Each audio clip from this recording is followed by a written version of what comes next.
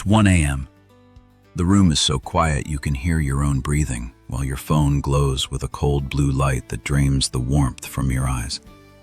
You open the chat. Their name is still there, familiar, heavy, undeniable. You type a message, then delete it. Type again, delete. Maybe a simple, "How have you been?" Maybe a quiet accusation. Maybe just a single dot, just to prove you still exist in their world. But right before your finger taps send, pause for a moment. That burning feeling in your chest isn't really longing, it's hunger. The need for a response, the need to regain control. And if you send that message now, you're not just sending words. You're placing your self-respect on the table, handing someone else the power to decide your worth in a moment of weakness.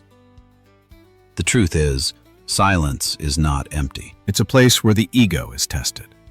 Somewhere on the other side, they may have looked at your name too and turned the screen off. Not because they felt nothing, but because admitting need feels like losing power. Many people choose silence to protect their pride. But for you, this silence is not avoidance. It's self-preservation. It's how you protect the strongest part of yourself, the part that doesn't beg, doesn't chase, and doesn't trade dignity for reassurance. If this moment resonates with you, leave a short comment below. Silence is my choice. Not for anyone else, but as a reminder to yourself that tonight, you chose to stand still instead of reaching out. And if you want to keep learning how to stay grounded when emotions hit hardest, subscribe and stay with me. This journey goes much deeper from here. 1. Redefining silence. Not a strategy, but sovereignty. There is a truth most people avoid facing. We are often silent not because we are strong, but because we are waiting. Waiting for a message, a sign, a reminder that we still matter. And when silence still carries that waiting, it is not freedom. It is simply a quieter form of attachment. In Stoic spirit, silence is not meant to punish someone else, nor to make them regret or return. It is the moment you stop reacting on instinct and, for the first time in a long while, stand on your own side. You no longer explain yourself. You no longer try to prove your worth. You no longer beg for attention from someone who cannot protect the value you offer. When pain is in control, people behave predictably. Long messages sent late at night, unanswered calls, endless explanations meant to fix what is already broken.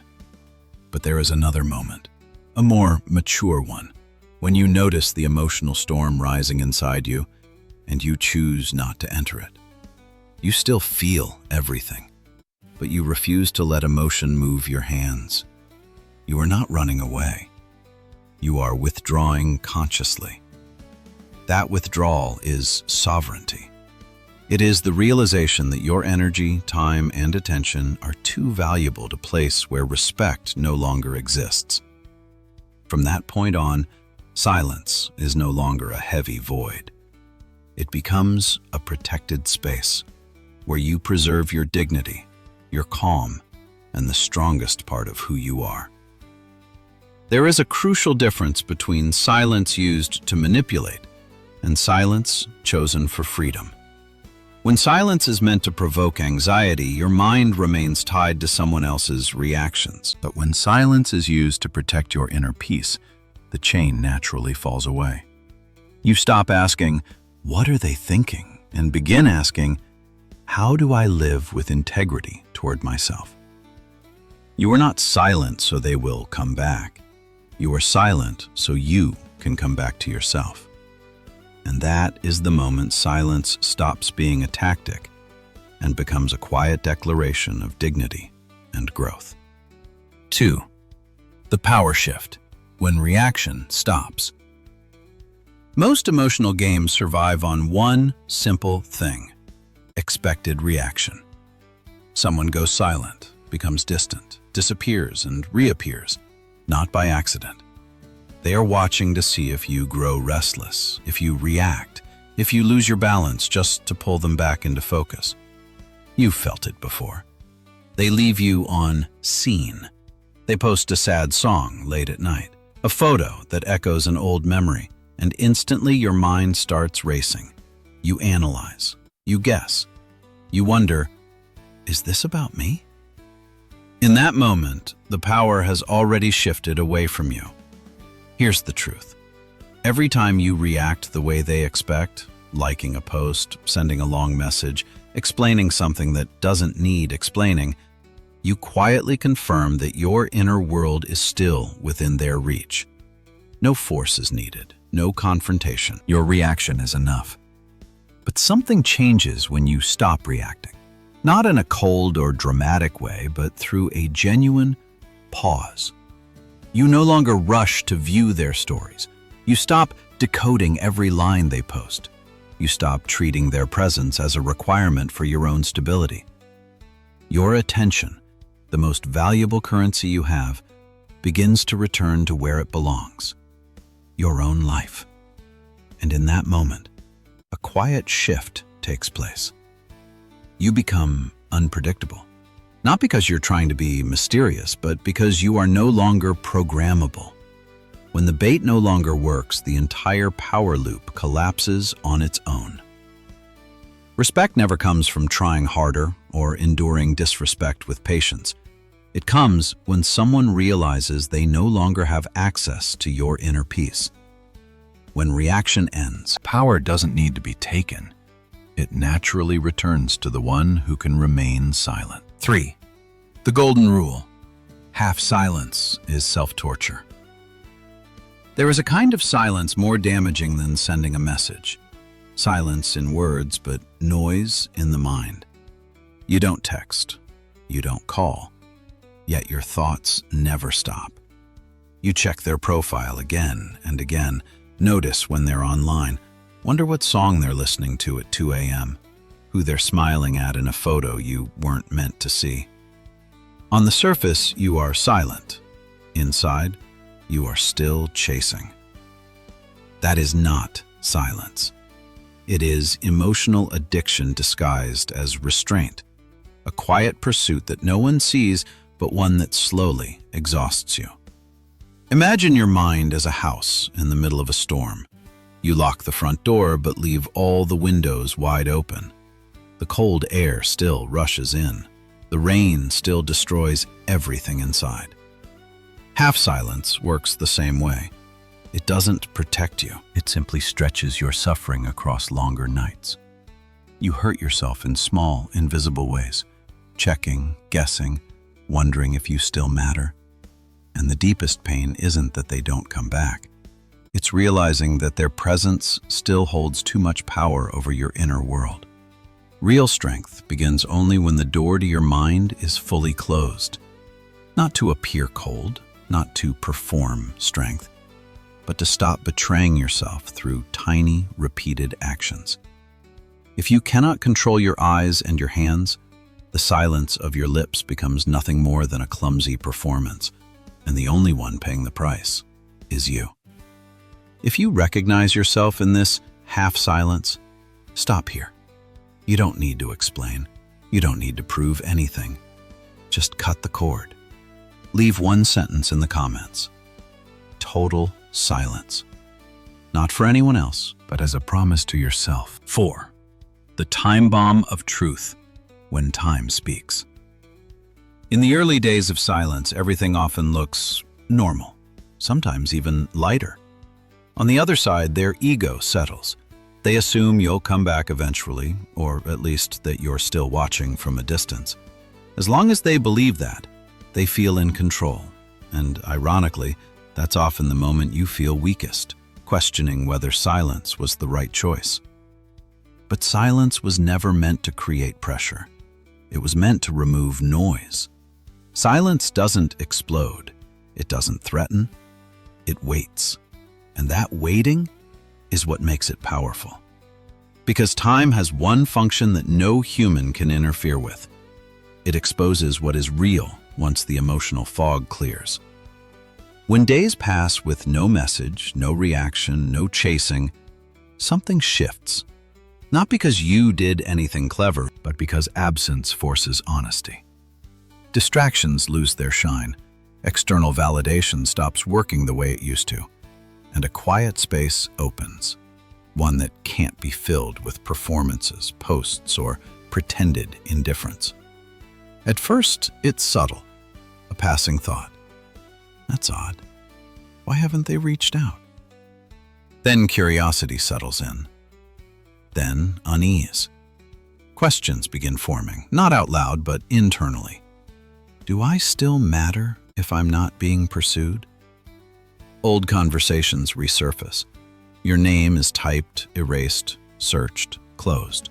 Not because you asked for it, but because time has removed the illusion that attention was guaranteed.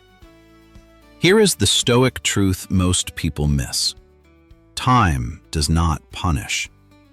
It clarifies.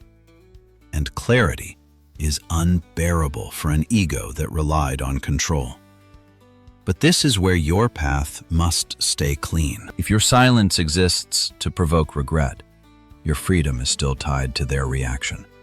You're just waiting in a different posture. True victory arrives much later. At the moment you realize you no longer care whether time is affecting them at all. That is when silence stops being a tactic and becomes a state. Time doesn't take sides. It simply aligns with reality. What isn't solid weakens. What isn't mutual fades. What doesn't belong in your future quietly removes itself, without drama, without confrontation. When you allow time to do its work, you don't lose people. You only lose illusions. And what remains is space. Space to stand taller. Space to see clearly. Space to move forward without dragging the past behind you. That is the real power of silence.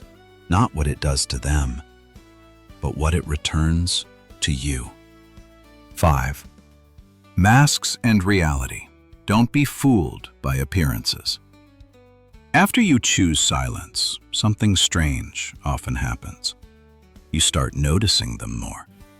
Brighter photos, wider smiles, parties, trips, captions that sound perfectly fine.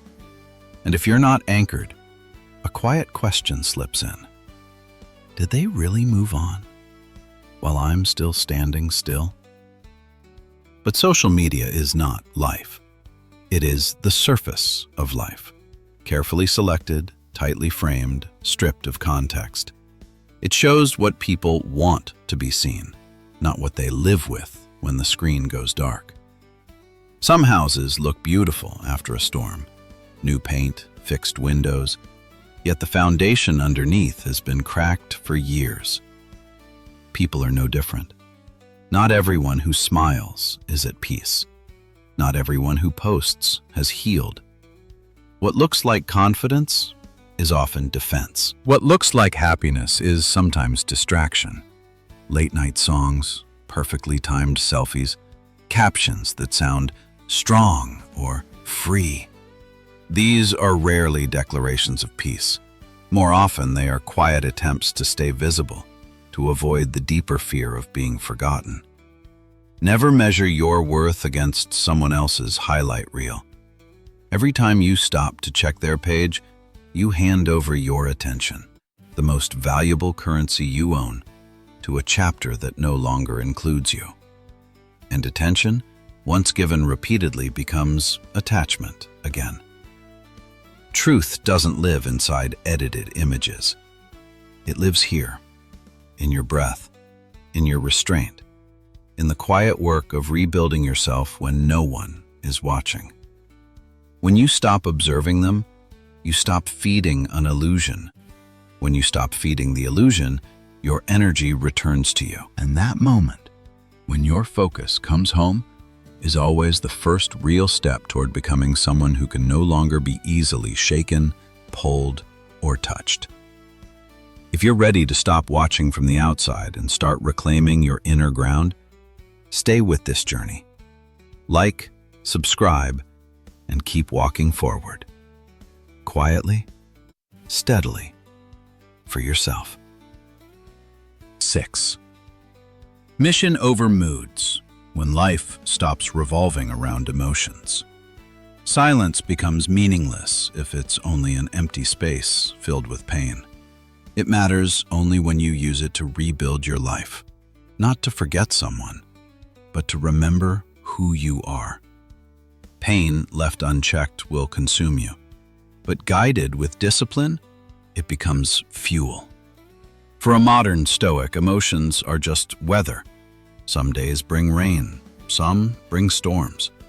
But your mission is the compass. A storm doesn't decide your direction. The absence of someone doesn't either. It may slow you down for a moment, but it has no right to control where you're going. When your purpose is big enough, no single person's presence or absence sits at the center of your universe. Rebuilding yourself starts with simple, grounded actions.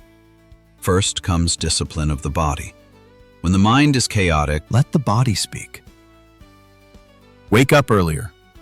Train when motivation is gone. Sweat while your thoughts are still heavy.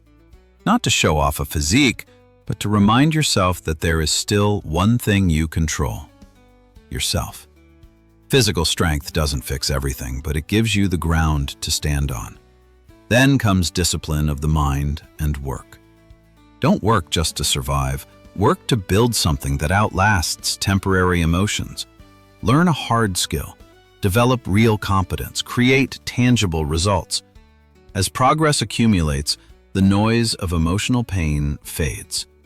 A man or woman of value is busy building a future, not replaying what was lost. Finally, clean the noise. Reduce mindless scrolling. Protect your sleep. Be intentional about what you consume mentally. Stay close to people who raise your standards, not those who keep you stuck in complaint. Your environment shapes you quietly, every day. A mission isn't abstract. It's built from small, disciplined actions repeated daily, even when no one is watching. And one day, you'll notice something shift. You no longer feel the need to prove anything. You become undeniable. And when that happens, the world, and sometimes even the past, will look at you differently. By then, it simply won't matter anymore. 7. Energy audit. Stop letting your dignity bleed out. There's a hard truth most people avoid. Dignity is not infinite. It leaks slowly every time you allow yourself to wait, to watch, to hope for someone who is no longer choosing you. Time is the currency of dignity. How you spend it determines who you become after the break. Be honest with yourself. Every time you check your ex's profile, you're not just killing a few minutes. You're paying with your peace. You're trading present focus for a brief hit of anxiety. That feeling doesn't nourish you. It only shrinks you. Do a simple calculation, no philosophy required. 2 hours a day thinking about them. 30 more minutes scrolling, watching, wondering. That's over 2.5 hours every single day. Multiply that by a year, and you've given hundreds of hours to someone who is no longer there.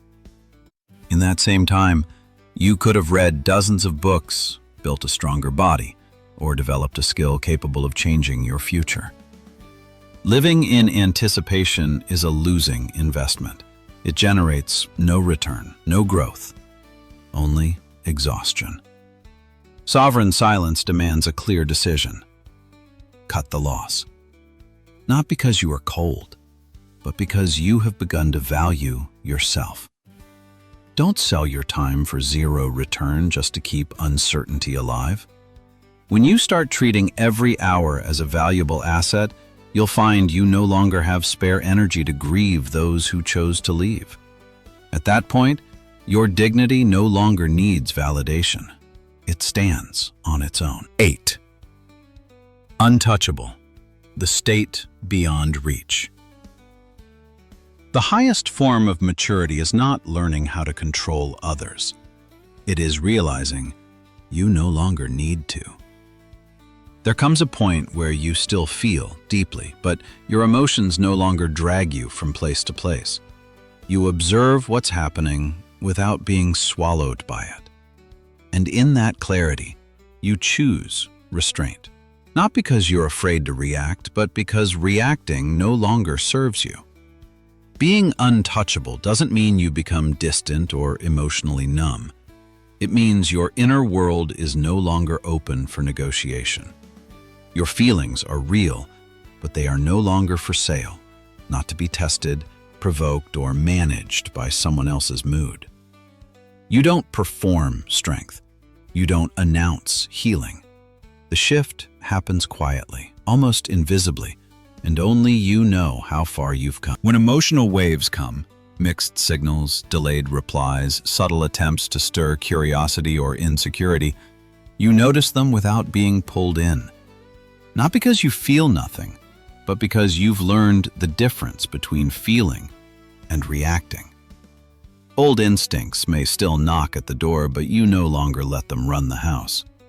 In the middle of emotional chaos, you become the still point, and stillness always carries weight. Here's the part most people misunderstand. This calm is not built by closing your heart. It's built by filling it, by creating a life that feels solid even when no one is watching, by developing discipline, direction, and self-respect that doesn't fluctuate based on attention. When you're full, you don't reach, you don't grasp, you don't chase clarity from others. And something subtle but powerful happens then. When you no longer need to be chosen, you gain the ability to choose. When you no longer seek validation, your presence becomes heavier. When you are no longer easily moved, people feel it, even if they can't explain why. You don't become hard to reach because you build walls. You become hard to reach because you are grounded. And grounding is something no one can shake once it's earned. 9. Boundaries and standards. Distance creates respect. There is a quiet rule that never fails. What is always accessible is eventually taken for granted. Not because it lacks value, but because it never required effort. Respect doesn't grow from trying harder, explaining yourself better, or tolerating more than you should. It grows the moment you know where you stand and have the courage to step back when that line is crossed. Boundaries are often misunderstood. They are not walls built from anger nor tools meant to punish. Boundaries are acts of self-respect. They mark the point where your peace becomes non-negotiable.